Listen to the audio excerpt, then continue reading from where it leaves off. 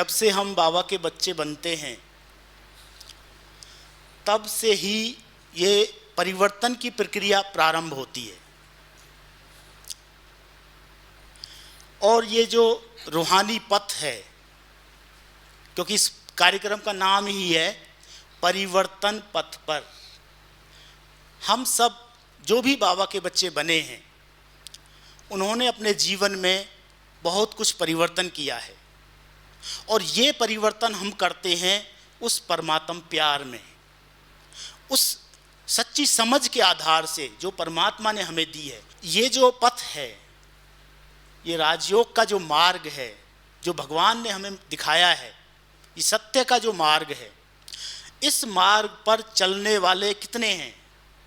बाबा कहते हैं कोटों में कोई और कोई में भी कोई। ऐसे महान भाग्यवान प्रभु की पुकार को, प्रभु की ललकार को स्वीकार करने वाले हम वो भाग्यवान आत्माएं हैं, हम वो शक्तिशाली आत्माएं हैं जो उस प्रभु की पुकार को सुनते हैं और अपना सर्वस्व उनके कार्य में उनके लिए समर्पण करते हैं, अर्पण करते हैं और अपना श्रेष्ठ भाग्य बनाते हैं, इस दुनिया को स्वर्णिम बनाते हैं। तो ये ऐसा पथ है, ये ऐसा मार्ग है जिस पर कोटों में कोई ही चल पाता है। और ऐसे ही कोटों में कोई हमारे विशेष रतन, बाबा के अमूल्य रतन, बहुत पुराने बाबा के बच्चे उमेश भाई जी हमारे साथ हैं। एक बार हाथ हिला के उनका हम स्वागत करते हैं। किसी शायर की 2 लाइनों से मैं शुरुआत करना चाहूँगा। मिटा दे अपनी हस्ती को गर कुछ मर्तबा चाहे, कि दाना खाक में मिलकर गुले गुलजार होता है। कहने का अर्थ है कि यदि हम जीवन में कुछ बनना चाहते हैं, कुछ पाना चाहते हैं, तो हमें अपनी हस्ती को मिटाना, अर्थात इस मैंपन को मिटाना होगा। और ऐसे ही हमारे उमेश भाई जी हैं, क्योंकि मैं आज इनकी कहानी सुन रहा था तो मुझे बहुत प्रेरणाएं मिली इनकी कहानी से कि सचमुच ऐसे गुप्त रतन हैं बाबा के। तो आज आपके सामने वो जब सुनाएंगे तो आपको पता चलेगा कि बाबा के एक एक रतन में कितनी अमूल्यता है, कितनी उनके अंदर वैल्यू है। वो वैल्यू आज आपको पता चलेगी। और आपको मैं सुनाते हुए मुझे हर्ष हो रहा है कि भाई जी को 50 साल ज्ञान में कंप्लीट हो चुके हैं, इनकी गोल्डन जुबली चल रही है। एक बार इनको सब बधाई देंगे। बहुत बहुत शुभकामनाएं भाई जी आपको। भाई जी कर्नाटक, विजयपुर करके डिस्ट्रिक्ट है कर्नाटक में, वहाँ से निकले हैं, छोटे से गांव से। और वैसे तो शुरू से ही वो सेवाओं में लग गए थे, बहुत सारे सेवा केंद्र उन्होंने वहाँ पर खोले कर्नाटक में। लेकिन 93 से बाबा ने इन्हें मधुबन में रखा, तो तब से ही मधुबन में अपनी सेवाएं दे रहे हैं। और मीडिया जो डिपार्टमेंट है उसके अंदर इन्होंने बहुत अच्छी सेवाएं अपनी दी हैं। तो हम सबसे पहले शुरुआत करेंगे भाई जी आपके बचपन से।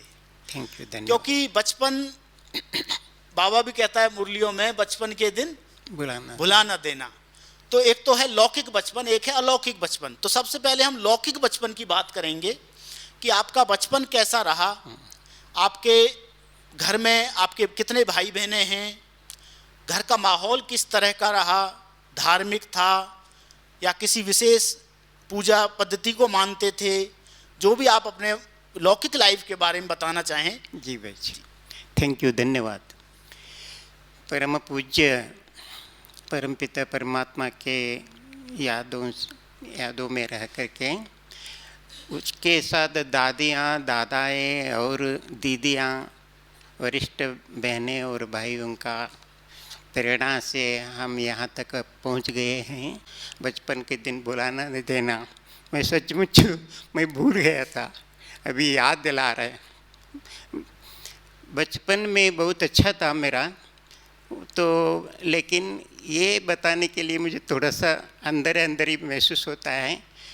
मैं जन्म लेके पिताजी मैंने नहीं देखा, माताजी थी, माताजी ने मेरे लिए सब कुछ थी। उसके बाद क्या हुआ, मेरे को 5 साल से आश्रम में रखा उन्होंने, क्योंकि मेरा अंदर संस्कार देख करके उन्होंने ऐसे किया मालूम नहीं है, अभी समझ में आ जाता है। एक संत महंत महिला थी, उसके आश्रम में मेरे को पढ़ाई करने के लिए रखा। 7 साल तक वहाँ पढ़ाई पूरा हो गया। हम तो 3 भाई लोग थे, 2 बहनें थे, सभी बड़े हैं, मैं छोटा हूँ। 3 भाई और 2 बहनें। एक भाई वो नौकरी करते थे, एक भाई खेती बाड़ी देखते थे, मैं तो छोटा था। उस समय से मेरे को आश्रम में रखा। घर का मामला मुझे मालूम नहीं है बिल्कुल। मैं पढ़ाई में लग गया। उसके बाद आगे पढ़ने के लिए शहर में चले गया। उस समय में ग्रेजुएशन पूरा हो गया। ग्रेजुएशन के बाद मेरे को आगे पढ़ना था कर्नाटक यूनिवर्सिटी में। मैंने एमए पूरा करके पढ़ते पढ़ते मुझे ईश्वरी विश्वविद्यालय संपर्क में आया मैंने, क्योंकि बेंगलोर से जॉब भी किया। जी जॉब नहीं बता रहा हूँ। बेंगलोर से एक मेला लगी हुई थी। उस समय में तो 73-74 में मैं पढ़ाई करता था, साथ ही साथ जॉब भी करता था, क्योंकि उस समय में जल्दी मिलता था। पढ़े लिखे जो भी होते हैं ना ढूंढते थे उस समय में। हमको तो हाई स्कूल में टीचर बन गया था।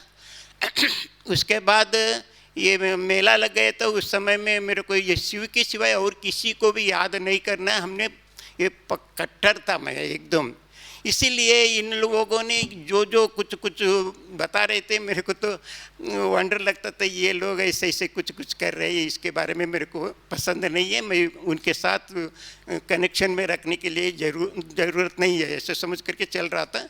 ज़बरदस्ती से हमारे कर्नाटक में 2 बहनें हैं, मैसूर की और सोलापुर में रहने वाली बहनें, ज़बरदस्ती से मेरे को शिविर में बिठाई।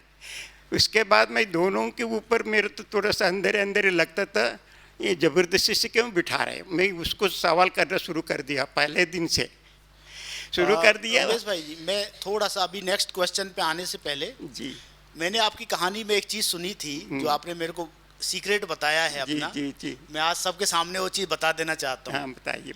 उमेश भाई जी जब छोटे थे, इनके घर वालों ने इनकी शादी कर दी। पहले ज़माने में ऐसा होता था, बचपन में ही बच्चे को कुछ पता भी नहीं है शादी क्या होती है, बचपन में ही शादी कर देते थे माँ बाप। तो ऐसा ही उमेश भाई के साथ भी हुआ है। उनका भी बचपन में शादी हो गई, पर उनको पता ही नहीं शादी क्या होती है। तो लेकिन जब वो बड़े हुए तो उनको तो ज्ञान मिल चुका था।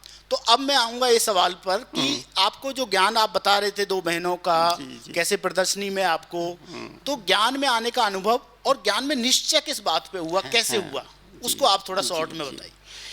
इसमें तो मेला देखने के बाद लास्ट डे जानकी दादी, आपको तो सभी को मालूम है, मेला पूरा होते ही वो लंदन जा रही थी। उस समय में थोड़ा समय के लिए, कौन से ईयर की 1974 की बात आई थी। उस समय में मेरे सामने वो माताश्री आ गई। हमने बड़ी बहन ने बोला था, अरे वो महातपस्विनी है, अब पर्वत से आ रहे हैं, वो उतना दिन तक सेवा किया, मैंने उनके दर्शन लेने के लिए हम सभी लोग आ सकते। बोले 700-800 लोग थे सभा में। मैंने सोचा वो तो मेरे को वो बुद्धि में नहीं, उनके दर्शन वगैरह करने की ज़रूरत नहीं है, मुझे उनको सवाल पूछना है। क्योंकि बहनें बता रही थी, कुछ भी हमको सेटिस्फाइड नहीं था, संतुष्ट बहुत सारे सवाल थे। जी। इसलिए मैंने क्या सोचा, वो तो बड़े तपस्वी है, तो क्या हुआ, मेरे प्रश्न सवाल को उत्तर दिए तो मैं संतुष्ट हो जाऊंगा, फॉलो करूंगा। ऐसे थोड़ा सा घमंडी था ना, 24 साल का लड़का था उस समय में। इसलिए तो मिलने के लिए मैं गया। 800 लोगों में कोई भी नहीं आया, कोई भी नहीं। 3:30 बजे तो 3 बजे कौन आएगा दिन में। मैं अकेला गया, देखा वो ऊपर बैठे होंगे समझ करके, वो बहनें ऊपर से आ रही थी। मैंने पूछा कहाँ है सभी लोग। अरे भाई कोई नहीं आए तो आप आए ना, मिलो दादी से। कहाँ है वो तपस्विनी माना, कहाँ है। मैं सोचा तपस्विनी माना वो ऊपर जटा पटा वो क्या माला गिला क्या वे पहन करके आए होंगे, समझ करके मैं इधर देख रहा हूँ, वो कोई नहीं दिख रहा है। वो सामने एक 4 फीट का वो एक स्टैचू जैसे ही खड़ी थी दादी। मैंने सोचा कहाँ है बहन जी, मैं पूछा। नहीं सामने है ना, वो 6 फुट के अंतर में थी, वो सामने है ना, वो आ रहे थे। एकदम नज़दीक 3 फीट के अंदर ही आ गई। आने के बाद मैं देख रहा हूँ, मुझे अजीब लगा, अजीब भी लगा। वो दिमाग में जो कुछ मेरा प्रश्न भरा हुआ था पूछने के लिए, सब कुछ वाशआउट। एक कमाल है तो बाबा आपने का। कोई सवाल पूछा फिर दादी से? कोई सवाल नहीं नहीं, पूछा भी नहीं था। अच्छा। मेरा वो बिल्कुल दिमाग में कोरा कागज, कुछ भी नहीं था।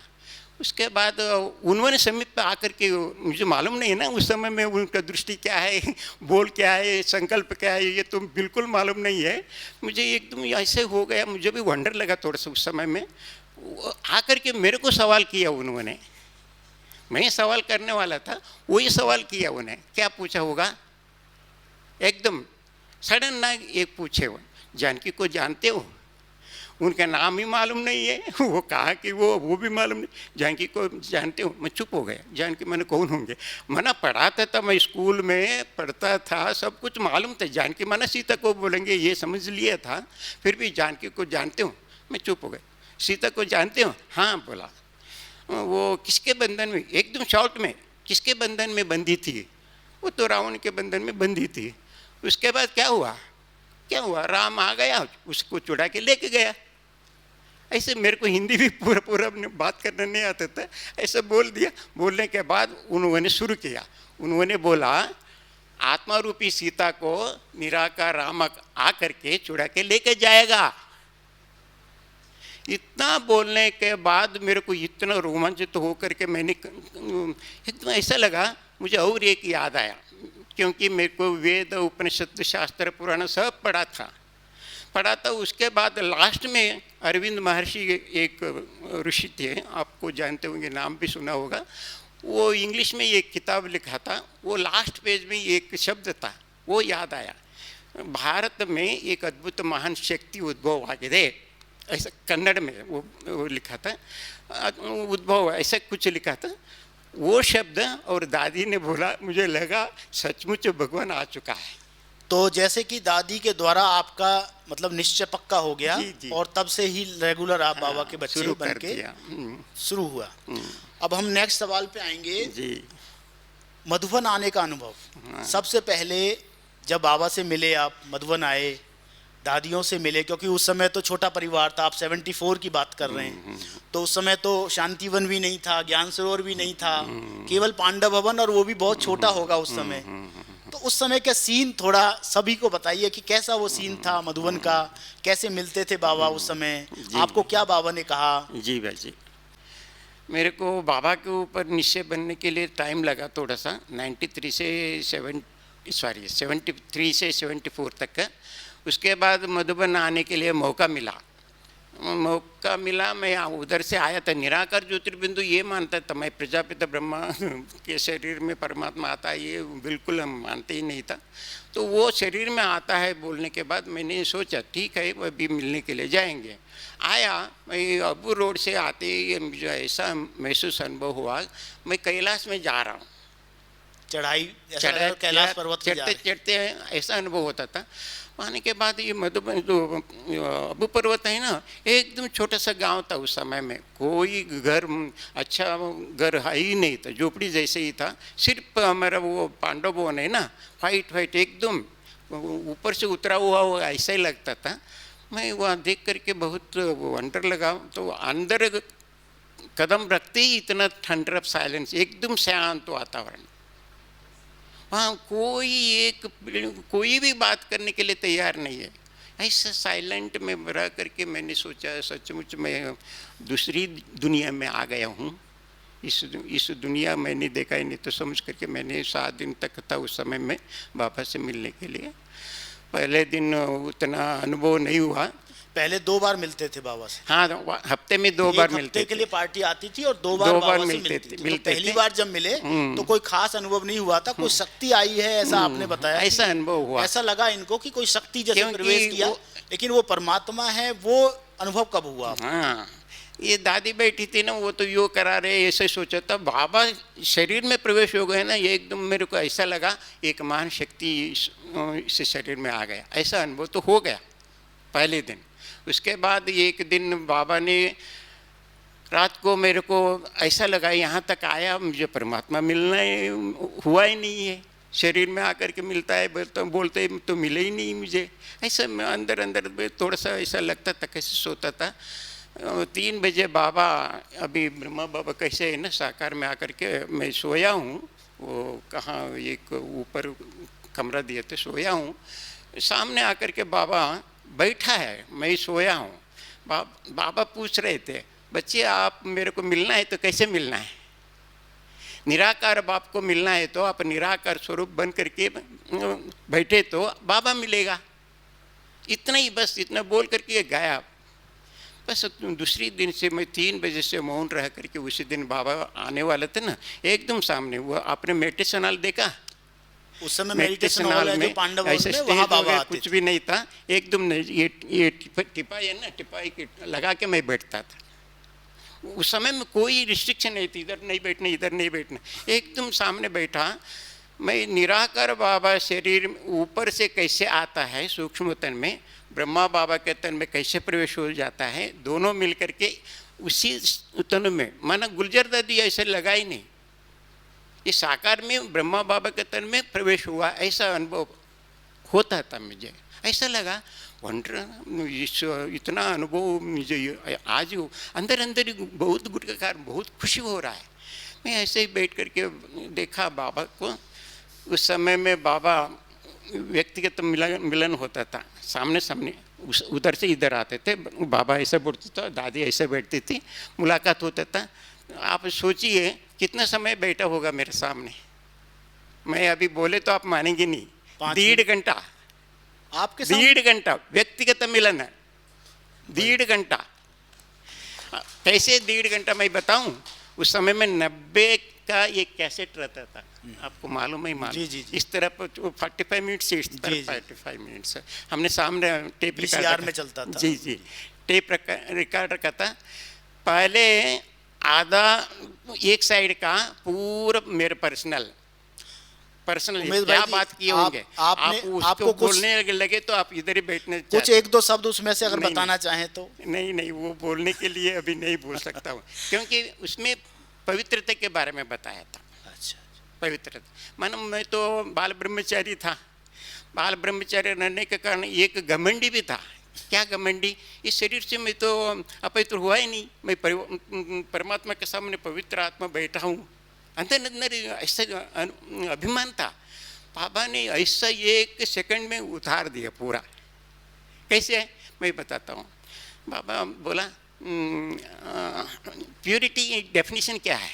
देखिए बाबा ने पूछा ये शब्द, प्योरिटी का डेफिनेशन क्या है?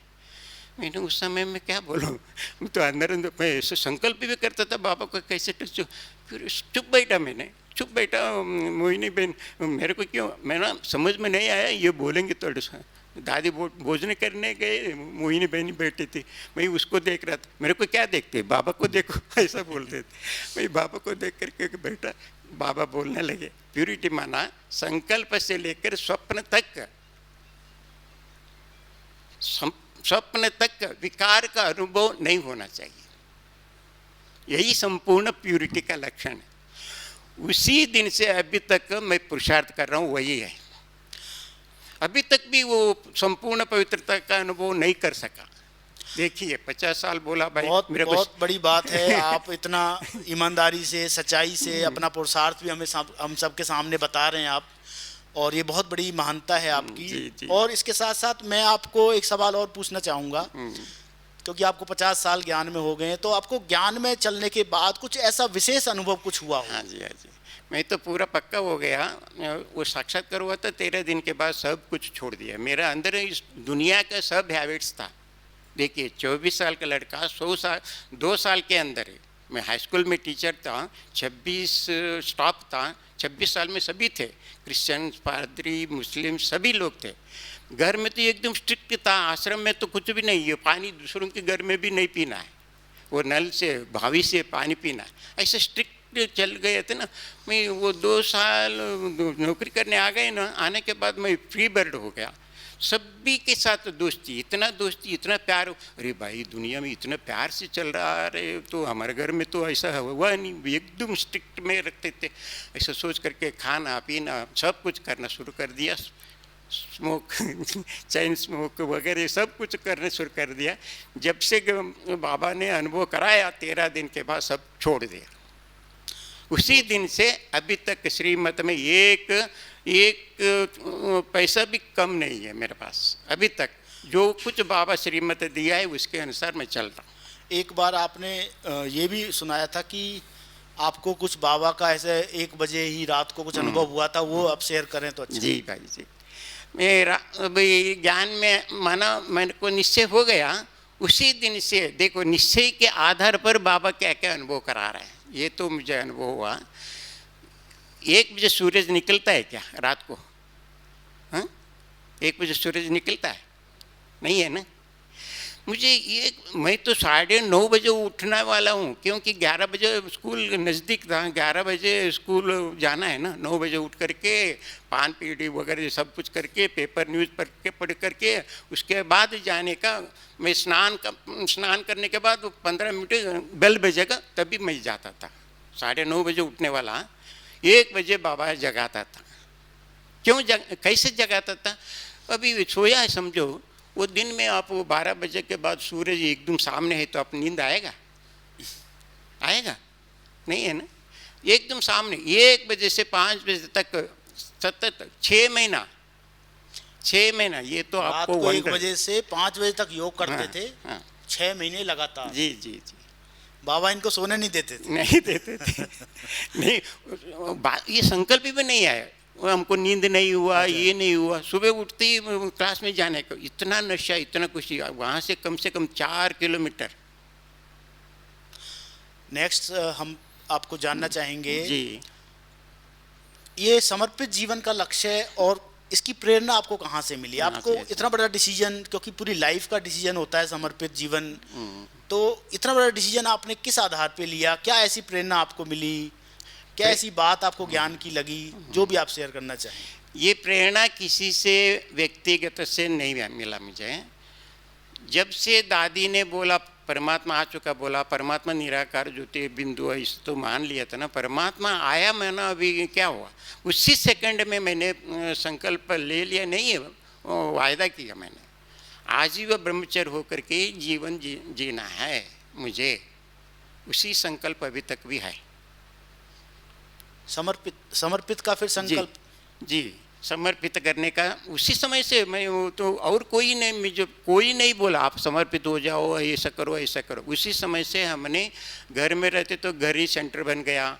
तो वहाँ हमने हुबली में 1977 तक है। तो उस समय में कर्नाटक में 3 ही जगह में सेंटर है, ये सुनिए पहले बात। 3 जगह में, बेंगलोर, मैसूर और हुबली, बाकी जगह में कोई सेंटर नहीं है। मुझे वंडर लगा, इतना अच्छा श्रेष्ठ जीवन जीने के लिए भगवान ने उतर करके इधर धरती पर उतार दिया। ये पूरा ये स्वर्ग बनाने के लिए आए, तो हम क्यों ये सेवा नहीं कर सकते? मैं उस समय में सब कुछ छोड़ना चाहता था। वो दादी मना करती थी, वापस रोते रोते जाता था मैं। वहाँ जॉब करना है, बाबा छुट्टी नहीं दी है आपको, ऐसा बोल करके। ठीक है, ऐसे समझ करके मैं जॉब करता था। स्कूल में जाता था, कम से कम एक हॉल में 50 से 60 लोग रहते थे, स्टूडेंट्स 10th तक। मैंने क्लास में जाए तो बस देखता हूँ, उसके भुरकुटी के बीच में अजब सितारा जैसे चमक रहा था। मेरे को वंडर लग रहा था, ये क्या है? वहाँ तो हम योग करते समय अनुभव होता था, यहाँ क्लास में भी। उसी दिन से बहुत बच्चों को सजा देता था, बेंच पर खड़ा करना। मेरे को एकदम स्ट्रिक्ट था। मैं इंग्लिश कन्नड़ा में पढ़ाता था, बच्चे बहुत डरते थे। उसी दिन से हमने एक बच्चे को भी लाठी नहीं पकड़ा, कुछ भी नहीं बोला। उन लोगों को भी वंडर लगा, ऐसा कैसे हो गया भाई? दोस्ती बन गया। उसके बाद ऐसा अनुभव हुआ, बाबा ने समर्पण तो उसी 13 दिन के बाद ही पूरा समर्पण मिला। मैं किसी ने भी कुछ नहीं बोला मेरे को। मतलब सेवाओं में आप लग गए पूरा। और आपने कितने सेंटर वहाँ खोलने के निमित्त बने आप? हुबली में रहती 5 सेंटर खोला, 5 सेंटर। उसके बाद मैं नॉर्थ कर्नाटक में आ गया। सब बड़ा बड़ा शहरों में, डिस्ट्रिक्ट में, तालुक में, सब जगह में मैंने ट्रांसफ़र करवाता। तो पैसा दे करके मेरे को ट्रांसफ़र करो, क्योंकि मेरे को सेंटर खोलना था ऐसा। और वो वंडर की बात है भाई जी, हम 74 में आया है ना, उसी समय में हमारे घर में 10 लोग समर्पित थे। अभी मधुबन में 3 और गुजरात में 2, कर्नाटक में 2, और एक हमारा भाभी घर में गीता पाठशाले, और एक बहन नौकरी करते समर्पित हो गए थे। नौकरी करते करते वो तो सेवा कर रहे हैं। उन सब के बीज रूप आप रहे। हाँ, मैं तो आया, मैंने जबरदस्ती किसी को भी नहीं बोला। मैं आने के बाद एक आकर के एक ही साल में सभी लोग समर्पित हो गए। अभी भी सेवा में है वो। और दूसरी बात, वंडर की बात ये है, मैं नॉर्थ कर्नाटक में आने के बाद एक साल में एक सेंटर खोलना। कितना हुआ? 20 साल तक जॉब किया, 20 सेंटर खुल गया। अभी भी वो तो बड़ा मकान बन गया। तो और दूसरी बात है, आप 20 सेंटर से कितने बहनें निकले होंगे? 50 नहीं, 70-80 तक बहनें निकले हैं। वो सभी इंडिया में, थ्रू आउट इन इंडिया में सेवाएं कर रहे हैं। हाँ, सेवा कर रहे हैं। मेरे को यहाँ आने के बाद पता चल गया। क्यों? आने के बाद हमारे गुरु, हमारे टीचर हमको कोर्स किया, हमको पालना किया, हमको इधर मधुबन में सेवा में भेजा, से शिविर में कराया। हमको वहाँ बिल्कुल ही इसके बारे में सोचने की मार्जिन ही नहीं था। यहाँ आने के बाद पता चल गया। कितने साल के बाद गया? अभी 5-6 साल के अंदर गया, सब सेंटर देख करके आया। मेरे को इतना बहुत खुशी हुई। बाबा ने खुलवाया, बाबा ने सेवा किया, ये मेरा हाथ से नहीं है। यहाँ भी एक किसी को भी हम 7 डेज कोर्स करने के लिए भी थोड़ा सा सोच रहे हैं। उस समय में बाबा ने क्या क्या कराया। तो ये भी एक अनुभव हुआ सेवा में। बहनों को समर्पण करने के लिए मैंने, वो बोलते थे, वो आ करके बैठ जाते थे सेंटर पे, हमको तो शादी नहीं करना वगैरह। उनको मैंने बोला, भले आप शादी नहीं करना है ना, आप घर वालों को बोल नहीं सकते ना, भले आप मैं सेंटर में रखूँगा, आप वापस नहीं आना। आए तो अभी गर्दन तो काटेंगे, वो परवाह नहीं, मैं तो आत्मा बन करके रहूँगा, आप वापस नहीं आना। हाँ, ऐसा बोल करके गए ना, वापस भी नहीं आया वो बहनें। ऐसा बहनें हैं अभी भी। इधर शांतिवन में भी है, मधुबन में भी है, और कई जगह में है। अभी एक सोचिए, एक घर में 5-5, 6-6 कन्या निकले हैं। ये बाबा के कमाल है ना। हमने सिर्फ बाबा के साथ साथ आपकी भी कमाल है। आप निमित्त बने, आप बीज रूप बने। मैं एक सवाल और आपको पूछना चाहूँगा। जो 20 साल तो आपने वहाँ पर सेवाएं की, इतने सारे सेंटर खोले, इतने बहनों को निकाला, लेकिन मधुबन आने का कैसे बना? कौन से साल में बना? और मधुबन में आके दादी जी ने आपको क्या सेवा दी इस समय? मैं तो हर साल भाग के आ जाता था भाई जी, हर साल भाग के आ जाता था। और दादी हमको मना करते थे, क्योंकि आपके पीछे कितने, देखो 10 लोगों की जिम्मेदारी कौन है? वो जब तक अपने पैर पर खड़े नहीं रहेंगे तब तक आप वहाँ सेवा करना ही है। ऐसा 20 साल तक मुझे दादी ने बाहर रखा। मतलब दादी बुलाती थी, आपको जब भी थकावट हो जाता है ना, इधर माउंट आबू आ जाओ, 20 दिन रहो, 10 दिन रहो, 8 दिन। मैं 8-10 दिन तक वो बुलाव आ जाता था। चलो अभी वहाँ बुलाव आ गया, चलो वापस आ जाओ। बोले 1975 से दादी को, मेरे को इतना कनेक्शन में आ गया। मेरे बड़ी तो बहन भी हो गए थे, फ्रेंड भी हो गए। वो बोलती थी, अभी हमारे पास आती थी, 80 में आई थी, सब सेंटर में आई थी। हमारे वो फ्रेंड है सतयुग में, इनके साथ हम लोग डांस कराएंगे। डांस भी कराते थी दादी हमको। सचमुच बड़ी दादी, दीदी उन लोगों के पल में पला हुआ।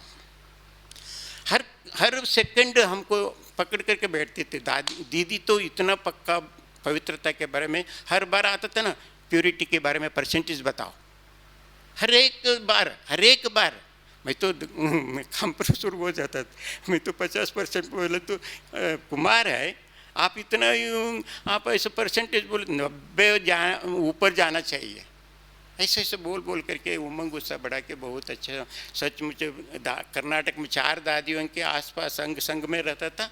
यहाँ आने के बाद तो बड़ी दादी, दीदी और बाकी सभी दादियाँ हैं, वो उनके बारे में ज़्यादा बोलने के लिए टाइम नहीं है। भाई तो कौन से सन से आप परमानेंटली मधुबन में रहना शुरू किया? हाँ, मधुबन में दादी ने, मैं तो भूल गया, दादी तो बुलाएंगे नहीं मेरे को, तो मधुबन में रहने के लिए मैं बहुत तड़प रहा था, दादी बुलाएंगे नहीं तो मेरे को ज़िंदगी बर्बाद इधर ही हो गया। दादी ने खास लेटर लिखा, आप एजुकेशन सोसाइटी हमने खोलने वाली है, आपका ज़रूरत है, अभी तो आप 10 लोग तो पूरा इंडिपेंडेंट हो गए, आप इधर आ जाओ। दादी जी ने लेटर दादी लिख जी के ने बुलाया मेरे आपको। को लेटर अभी तक भी रखा हूँ। और उस समय ज्ञान सरोवर भी बनना शुरू हुआ। हाँ, उस समय 93 में चन्ना रेड्डी आकर के धन्य पूजा किया, उस समय में मैं इधर ही था।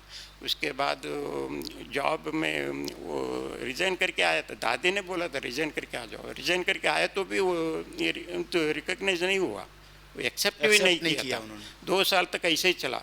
दादी ने क्या बोला, भले सैलरी वगैरह ज़रूरत नहीं है, छोड़ के आ जाओ। आ गया, आने के बाद इधर आ गया, 2 साल तक कंस्ट्रक्शन में था पूरा। उद्घाटन होने के बाद बाबा ने तो यहाँ रखा। उसके बाद जगदीश भाई के उनके आदेश के अनुसार मैंने मीडिया में अभी तक की सेवा में हूँ। जगदीश भाई जी ने इनको मीडिया ऑफिस में सेवाएं दी उस समय, क्योंकि काफ़ी पढ़े लिखे थे, एमए की हुई थी, तो उनको चाहिए था कोई ऐसा हैंड्स, तो उन्होंने फिर यहाँ पर आपको सेवा दी। जी भाई जी। तो बहुत सुंदर आपकी कहानी रही। अब मैं 1-2 सवाल और लूँगा क्योंकि समय बहुत हमारे पास कम बचा है जी। एक तो वर्तमान समय आपका क्या पुरुषार्थ है अभी, क्योंकि आपकी एज आप समझ लो, आपकी जन्म जो है 47 का जन्म है, तो 47 से और आज 2024 यानी 77 साल, 77 ईयर्स के हो चुके हैं आप। तो इतनी एज में अब आपने तो इतना साल दादियों की पालना ली, बाबा की पालना ली, इतनी सेवाएं की हैं, इतना जीवन में आनंद लिया है ब्राह्मण जीवन का जी। अब आपका मन में क्या विचार है, क्या पुरुषार्थ है आपका? विशेष पुरुषार्थ तो मैं कंटिन्यू कर रहा हूँ, अमृत वाला मिस नहीं करता हूँ, मुरली मिस नहीं करता हूँ, जो भी श्रीमत है उसके अनुसार ही चल रहा हूँ। बाहर जाए तो भी सही है, इधर है तो भी सही है। पुरुषार्थ में मेरे को तो एक बाल भी कम नहीं है।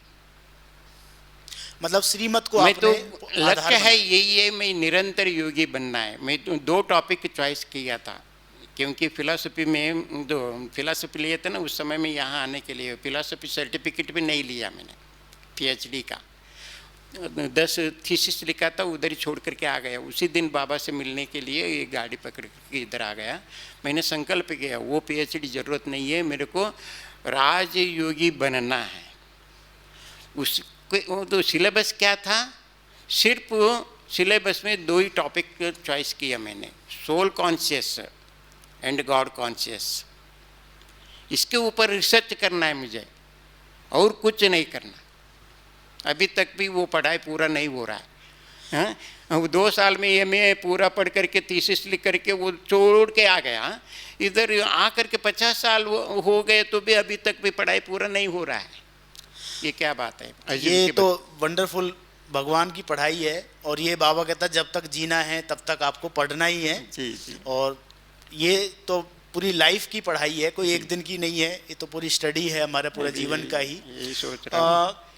मैं 1-2 सवाल और आपसे लूँगा, क्योंकि ज्ञान सरोवर इतना बड़ा संगठन है, हम 200 भाई यहाँ रहते हैं और भी भाई बहने यहाँ आते हैं सेवाओं में, तो इतने बड़े संगठन में, इतने बड़े परिवार में आप, क्योंकि वहाँ तो छोटे परिवार में रहते होंगे, यहाँ पर इतने बड़े परिवार में आप रहते हैं, तो कैसे सबके साथ मिलके चलना, तो उसके लिए कौन सी पॉइंट आप ध्यान में रखते हैं, कौन सी बात ध्यान में रखते हैं, वो अगर शेयर करना चाहें।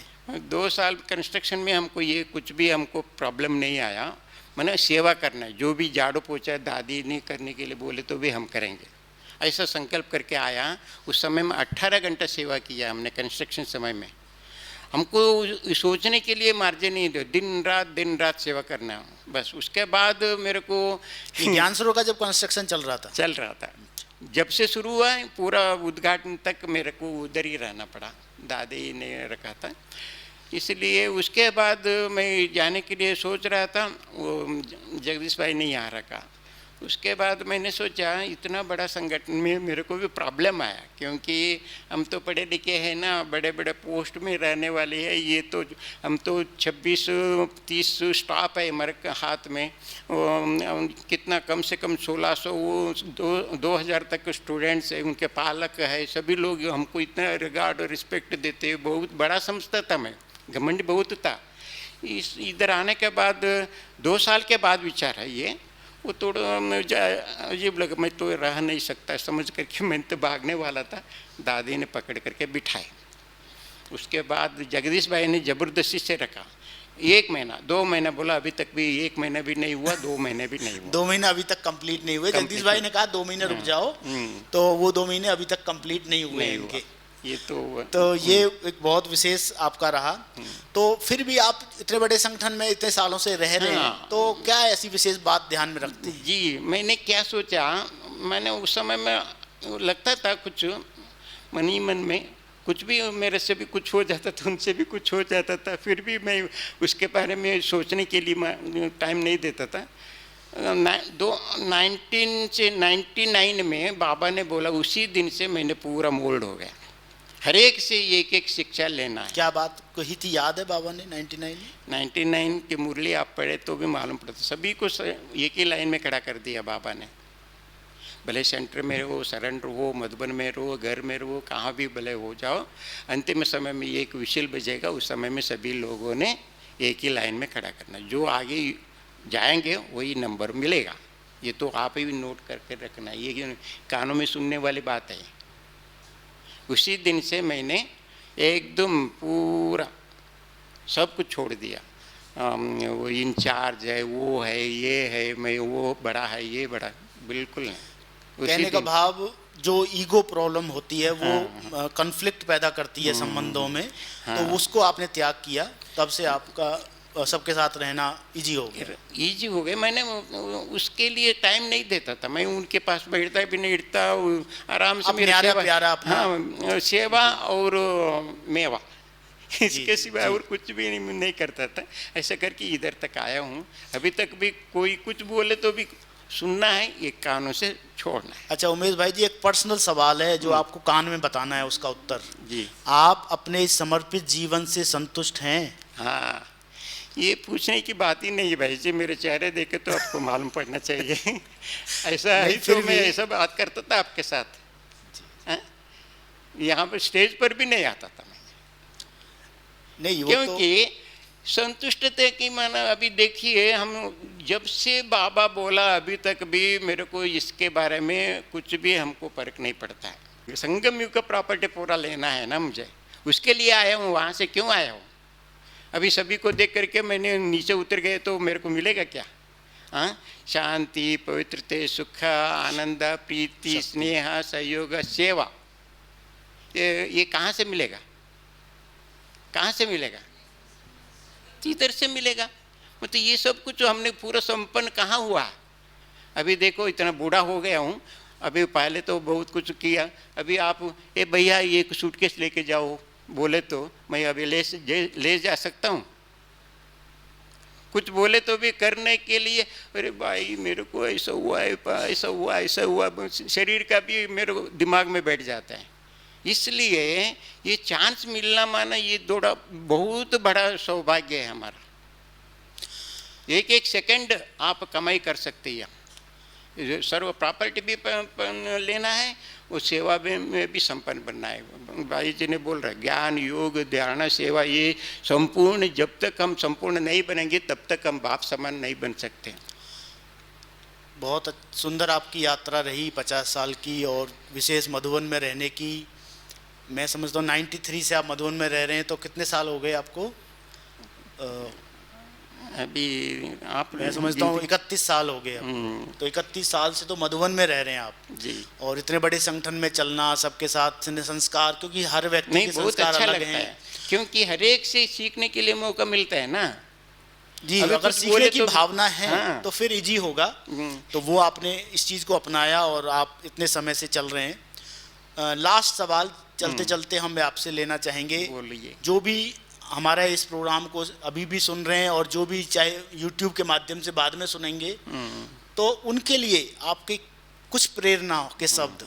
देखिए, क्योंकि आपने इतनी लंबी जीवन जिया है, लौकिक जीवन भी जिया, अलौकिक भी जीवन जिया है, मधुबन का जीवन भी आपने देखा है, तो उनके लिए क्या आपकी कुछ प्रेरणा, कोई आपके लिए कोई उनका संदेश आपका उनके लिए हो तो आप जरूर बताएं। देखिए, आम आदमी सभी के लिए लागू होने वाले ये कि ये समय कौन सी है, ये जागृत में आना चाहिए, ये कौन सा समय है।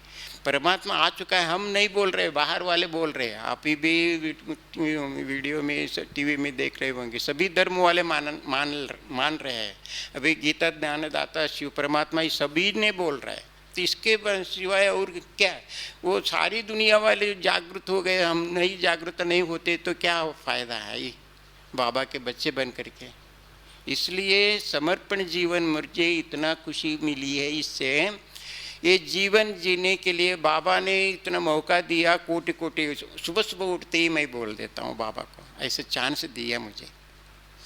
इसलिए आप भले गृहस्थी हो करके भी रहते हैं तो भी एकदम इतना सोचिए, वो घर नहीं है, ये बाबा का घर है। जो भी कर्म कर रहे हैं ना बाबा के घर में अभी सेवा कर रहे हैं ना, वैसे ही वहाँ अनुभव करिए। मधुबन माना हमारा घर है, ऐसा समझ करके पुरुषार्थ कीजिए। गृहस्थ जीवन में भी पवित्र बन करके बाबा की श्रीमत के अनुसार चलते चलते चलिए। हम जाए तो अंतिम समय तक पुरुषार्थ किए तो बाप समान बनेंगे जरूर। यही है हमारा प्रार्थना है, यही आपको अनुरोध है। आप लोग घर में रहिए, कहाँ भी भले रहिए। और युवा वालों के लिए ये बोलना चाहता हूँ, उनके शक्ति, उनके संकल्प एक भी वेस्ट नहीं होना चाहिए इस समय में।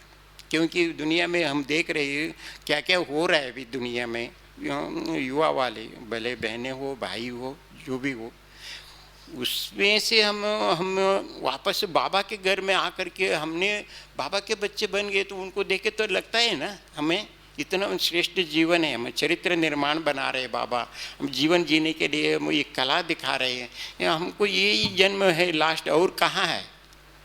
इसी जन्म में संपूर्ण बन करके पुरुषार्थ करके हम बाबा के साथ जाने का विचार है, बस और कुछ नहीं। ओम शांति। बहुत सुंदर। कैसा लगा भाई जी का आपको पूरे लाइफ का अनुभव? एक बार इनके लिए बहुत जोरदार तालियां। नहीं इतना तो क्योंकि समय हो चुका है। बस मैं जाते जाते यही कहूँगा कि ये जो परमात्म जीवन, ये जो परिवर्तन है, जो हम परमात्मा के ज्ञान मिलने के बाद अपना जीवन को परिवर्तन करते हैं, जैसे भाई जी ने किया। क्योंकि पहले तो बहुत कुछ करते थे लौकिक में, लेकिन जैसे ही ज्ञान मिला सब कुछ 13 दिन के अंदर ही इन्होंने छोड़ दिया और परमात्मा की श्रीमत पर संपूर्ण रूप से अर्पण होकर के पूरा 50 साल कोई छोटी बात नहीं होती है, बहुत बड़ी बात होती है। 50 साल तक भगवान के बन के रहना, कुमार जीवन को अपनाना। हालांकि शादी हो गई थी तो भी उन्होंने उस चीज़ को सोचा भी नहीं कि नहीं वो तो बचपन में हो गई, उसका कोई महत्व नहीं है। तो ज्ञान में आ गई, और वो बड़ी बात की वो बहन भी ज्ञान में आ गई जिनके साथ इनकी शादी होने वाली थी, वो भी ज्ञान में आ गई। तो वो भी सेंटर इंचार्ज है अभी, वो भी सेंटर चला रहे हैं तो गुजरात में। तो इसलिए कितना विशेष इनका पार्ट रहा। इसलिए भाई जी आपका बहुत बहुत धन्यवाद। ऐसे ही हम किसी नए पर्सनैलिटी के साथ अगले सप्ताह फिर आपके साथ मौजूद रहेंगे। ओम शांति।